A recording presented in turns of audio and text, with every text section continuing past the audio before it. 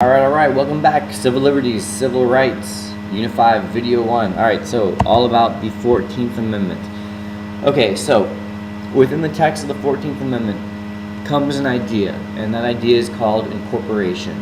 And what incorporation means, it's very simple. It applies the Bill of Rights to the states.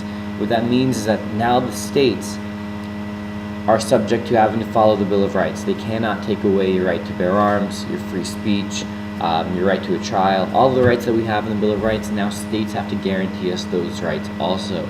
So it is weakening state governments that they have to do this now. The idea of incorporation here, it is going to reverse an earlier Supreme Court decision called Barron versus Baltimore, where we get the idea of incorporation, like I said, is from the 14th Amendment and the Due Process Clause specifically, as you can see in this picture. Selective incorporation is saying that it's applying the Bill of Rights to states on a case-by-case basis. So there was not one single moment in time where the court snapped their fingers and applied the entire Bill of Rights at one single moment, but rather as cases come about that had to do with free speech or freedom of the press or other basic freedoms, that's when the Supreme Court would step in and they would use the Due Process Clause from the 14th Amendment, and they would use that to then incorporate or apply those specific rights to state governments to where they had to follow and guarantee us those freedoms as well. The Due Process Clause, as I mentioned in both of the first two slides, it is where we get the idea of incorporation from. It's that word, no state.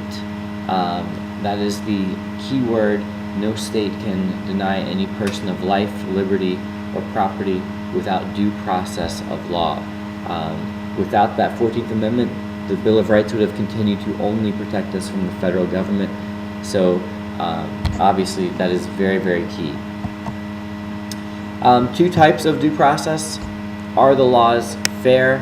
That would be a question of substantive due process. So if the law itself is unfair, so having a speed limit where it is different for different people, one gender has a very high speed limit, another has a very low speed limit, that would be a substantive due process issue. On the other hand, if the law is fair, but it isn't being fairly applied, that would be a procedural due process issue. I don't know what's happening in that picture, to tell you the truth. You got like a sign with a dog pooping.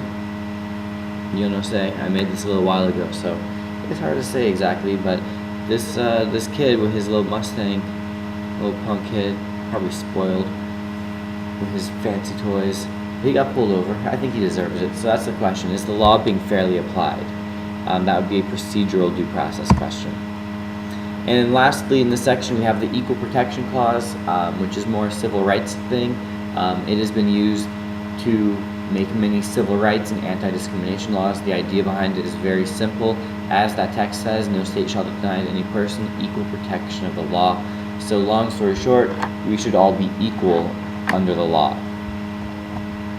And this has been a La Money production.